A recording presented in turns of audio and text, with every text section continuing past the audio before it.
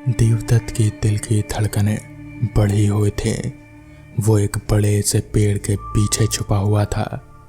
डर की वजह से उसकी हालत खराब थी। आधी रात का माहौल था। वो इस भयानक जंगल में फंस चुका था। उसने भागने की कई कोशिशें कर ली, पर वो ऐसे टापू पर फंस चुका था जिसके चारों तरफ बस समुद्र का पानी ही था। वो एक शोध करता था जिसे नए नए टापू खोजना और वहां संशोधन करना पसंद था। वो अपने साथियों के साथ इस टापू पर आया था, पर उसके सारे साथी मारे जा चुके थे। उसका जहाज भी भारी तूफान में द्वीप के बाहर निकल चुका था। वो वापस नहीं जा सकता था। उसे पता था कि ये टापू एक शापित जगह है। उसे पता था कि उसके साथियों को किसने मारा था और शायद आज उसके भी मरने की बारी थी।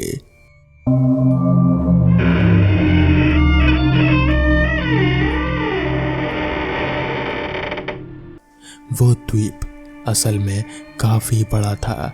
उसमें पहाड़ और घना जंगल भी मौजूद था। वहां एक काफी पुराना लाइट हाउस था।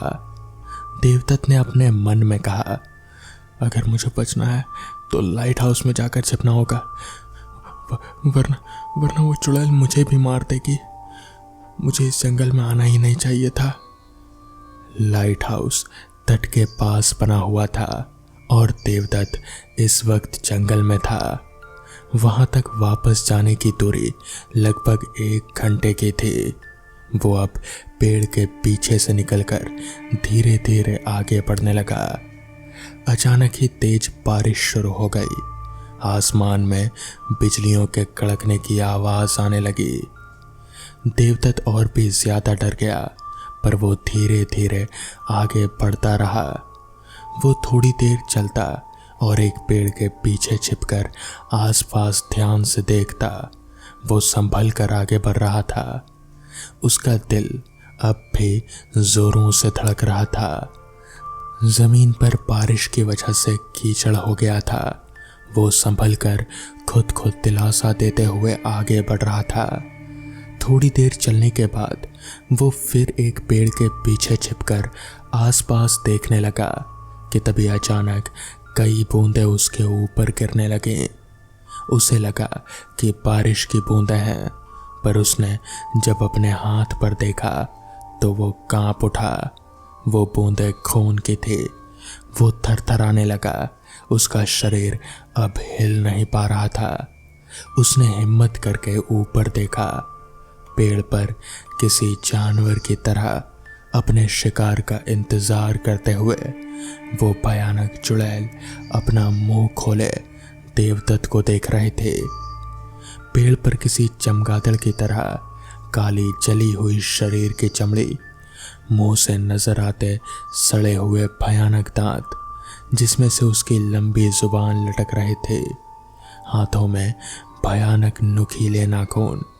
उसके बाल किसी पेड़ के जटाओं की तरह घुटने तक आ रहे थे। उसी बालों के बीच से उसकी भयानक लाल आंखें देवदत्त को दिख रहे थे। अचानक से उसने देवदत्त पर हमला कर दिया। उसे ऊपर पेड़ पर धीरे धीरे ऊपर खींचने लगी, जैसे कोई जानवर अपना शिकार खींच रहा हो। अपने नाखूनों से उसके शरीर की चमड़ी खरोचने लगी, जिसमें से खून की बूंदें निकलने लगी। देवदत्त चीख रहा था।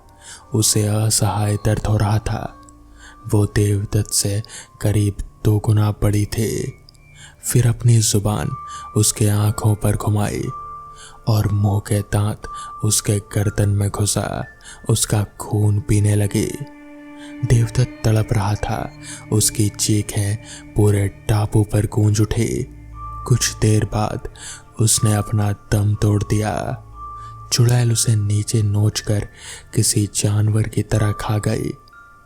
इस तरफ शहर में देवदत्त की पत्नी जानकी अचानक से चिल्लाकर नींद से उठी। तभी उसके बच्चे महेश और ईरा उसके पास आए और देवदत्त का भाई जो एक पुलिस ऑफिसर था, उसका नाम करण है, वो भी आया। तभी करण बोला, क्या हुआ भाभी, आप अचानक से चिल्ला कर उठी? तो इस पर महेश भी बोला, माँ कोई बुरा सपना देखा क्या? ईरा ने अपनी माँ को पानी दिया। फिर जानकी बोली, अजीब सा सपना आया करण कि तुम्हारे भाई का जहाज समुद्र में तूफान की वजह से डूब गया और उनके साथी वो सभी मारे गए। इस पर ईरा ने कहा, माँ वो बस एक सपना था। तो महेश भी बोला, हाँ माँ, इसमें घबराने की कोई ज़रूरत नहीं है। तभी जानकी बोली, पर बच्चों, मुझे सच में लगा कि तुम्हारे पापा ने मुझे आवाज़ दी और कहा कि अब मैं जा रहा हूँ। तभी करण बोला, भाभी हम भाई और उनके साथियों को खोज रहे हैं। शायद वो किसी ऐसी जगह होंगे जहाँ उन्हें नेटवर्क नहीं मिल रहा होगा, और मेरी टीम भी तो उनकी तलाश कर रही है। तभी जानकी बोली, हाँ पर मुझे बहुत डर लग रहा है। तो इस पर करण बोला, आप डरिए मत, मैं किसी भी तरह पता लगा कर रहूँगा। तभी करण के मोबाइल की रिंग बजी। कॉल उसके साथी ऑफिसर जय का था। कॉल पर जय ने करण से कुछ कहा, जिसके बाद करण जल्दी से डॉक यार्ड पहुंचा। उसने देखा जिस जहाज में उसका भाई और उसके साथी गए थे वो मिल चुका था। वो जहाज उनके खोजकर्ता जहाज को समुद्र के करीब 65 किलोमीटर आगे मिला था। वो खींचकर उसे ले आए थे और उस जहाज के अंदर उन सभी के हड्डियों के कंकाल मौजूद थे। जांच होने पर पता चला कि वो हड्डियों के कंकाल देवदत्त और उनके साथियों के थे। करण का परिवार ये सुनकर बुरी तरह से टूट गया, मगर आज तक जानकी को यह समझ नहीं आया कि आखिर वो एक सपना था या हकीकत। तो दोस्तों, ये थी आज की पहली कहानी। तो चलिए बढ़ते हैं आज की दूसरी कहानी की ओर। क्या आपने कभी एक ऐसे हाईवे से सफ़र किया है जो दिन में तो गाड़ियों से भरा हुआ और रात में सुनसान एक अलग सा खौफ लिए रहता है? लगभग सभी हाईवे तो ऐसे ही होते हैं। आए दिन हाईवे पर हादसे होते रहते हैं और कई सारे लोग ऑन द स्पॉट मर जाते हैं। और इस तरह हर रोज शुरू होती है एक डर की कहानी। हमारे देश में कई सारे हाईवे प्रेत बाधित हैं, पर यह सच है जो मैं आज लेकर आया हूँ, एक ऐसे हाईवे की कहानी।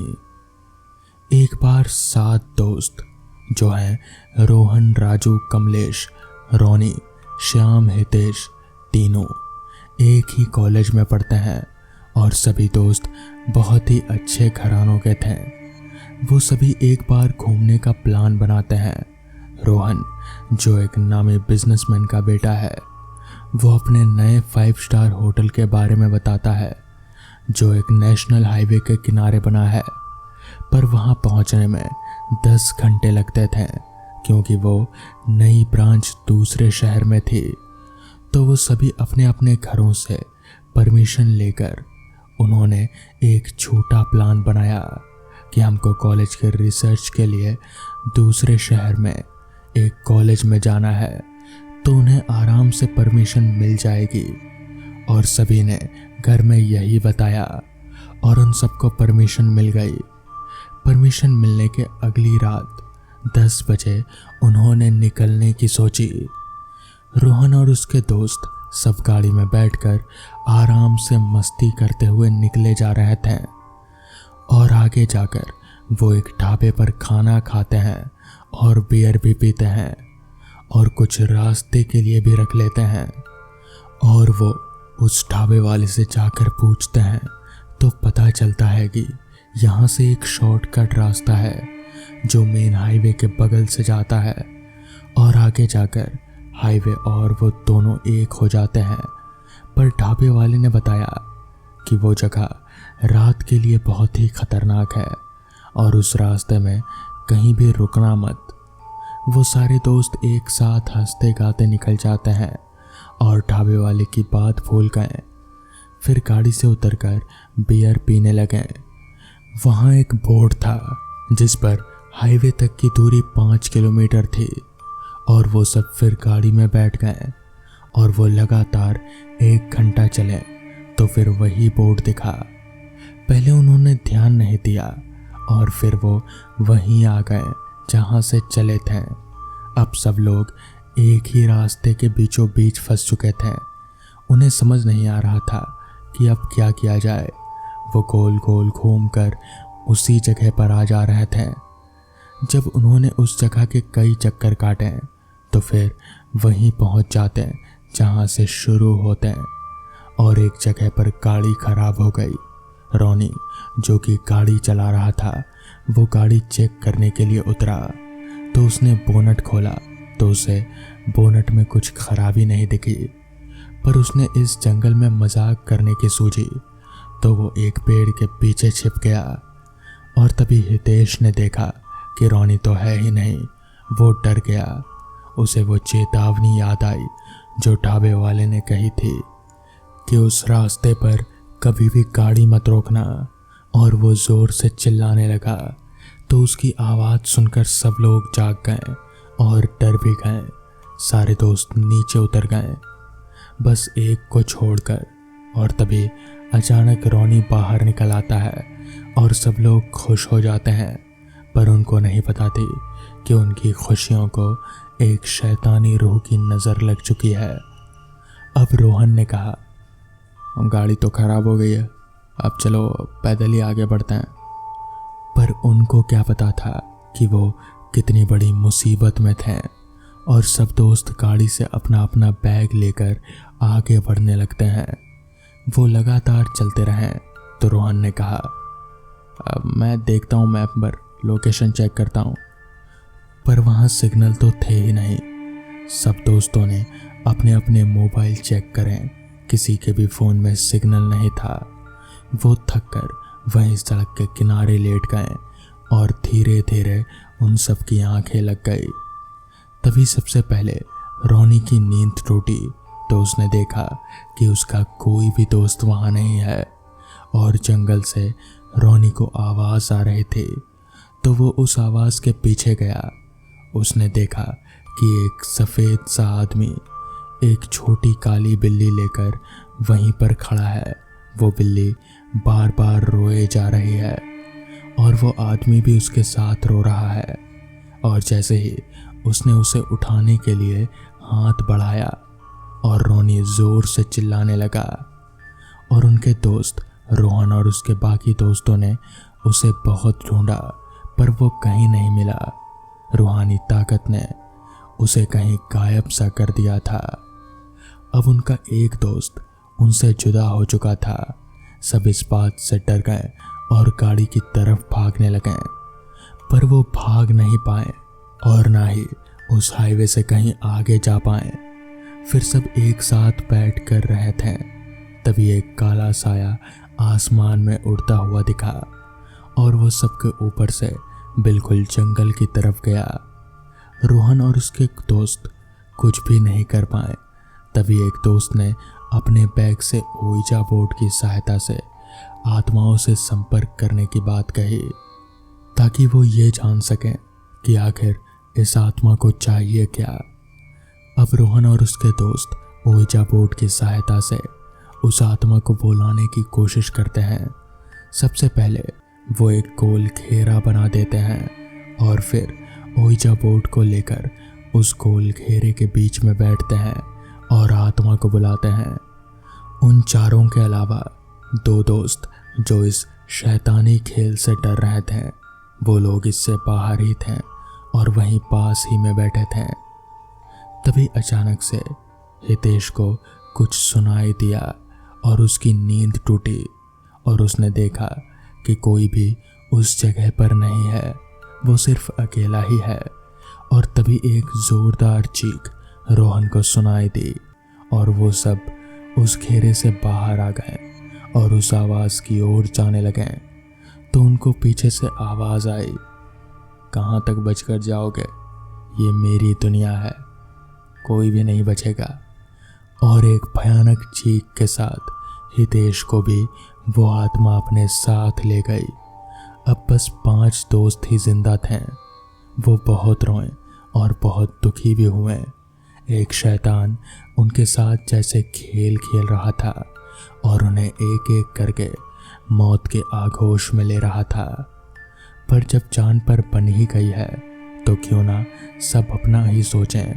रोहन को याद आया कि गाड़ी में चलकर देख लेते हैं, शायद हम लोग बच जाएं। इस उम्मीद में वो सभी गाड़ी की तरफ गए। काफ़ी चलने के बाद उन्हें अपनी गाड़ी दिखी और वो लोग बहुत खुश हो गए। वो लोग जल्दी जल्दी गाड़ी में चढ़कर बैठ गए और थोड़ी कोशिश के बाद अचानक गाड़ी भी चल पड़ी और आगे जाकर उनकी गाड़ी हाईवे पर आगे बढ़ने लगी। मगर इस बार कहीं ना कहीं उन्हें ऐसा एहसास हो रहा था कि अब गाड़ी पर उनका कोई कंट्रोल नहीं है। वो गाड़ी अपने आप ही चल रही है। हालांकि रोहन स्टीयरिंग घुमाकर गाड़ी को कंट्रोल करने की पूरी कोशिश कर रहा था, मगर वो गाड़ी उसके कंट्रोल में थी ही नहीं।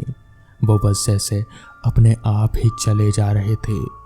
5 दोस्त डर के मारे सहमे हुए थे और बस चुपचाप गाड़ी में बैठे हुए रहे, क्योंकि गाड़ी बहुत तेज थी और वो लोग किसी भी कीमत पर गाड़ी से बाहर नहीं निकल सकते थे।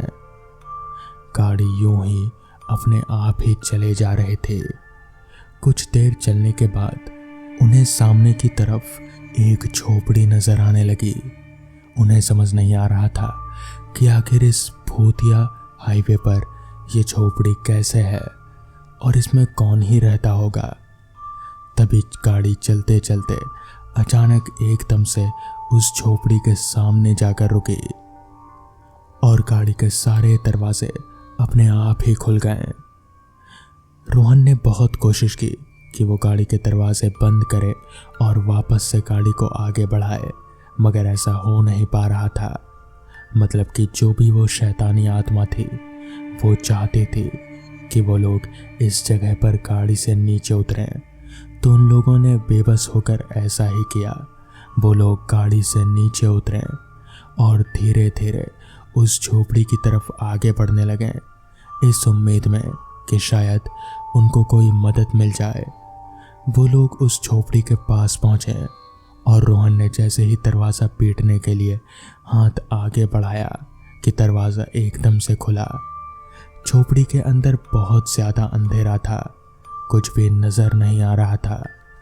रोहन ने अपने मोबाइल को निकाला और फ्लैशलाइट जलाकर सामने देखा तो उनके होश उड़ गए।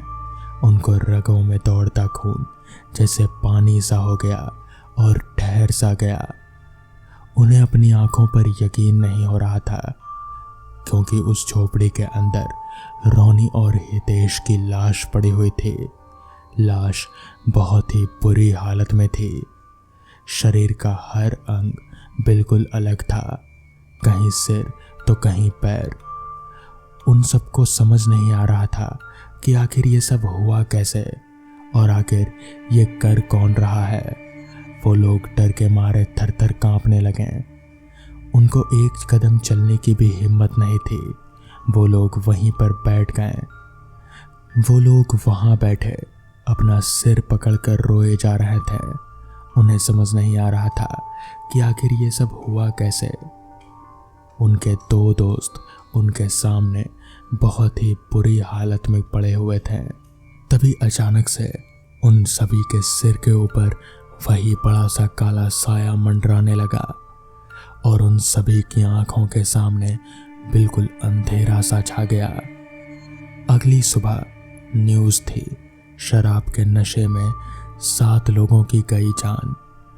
ढाबे वाले ने न्यूज़ पढ़ी तो उन 7 दोस्तों की याद आई। ढाबे वाले ने समाचार सुन अपने मन ही मन में कहा, मैंने तो पहले ही कहा था कि रात के समय उस हाईवे पर मत जाना, मगर मेरी सुनी ही नहीं इन्होंने। मैंने कहा था कि वो श्रापित हाईवे है। तो दोस्तों, ये थी आज की कहानियाँ। अगर आपको ये कहानियाँ पसंद आई हो तो वीडियो को लाइक और चैनल को सब्सक्राइब करना ना भूलें। तो मैं आपका दोस्त आर्यन जल्द ही मिलूंगा आपसे ऐसी ही नई कहानी के साथ।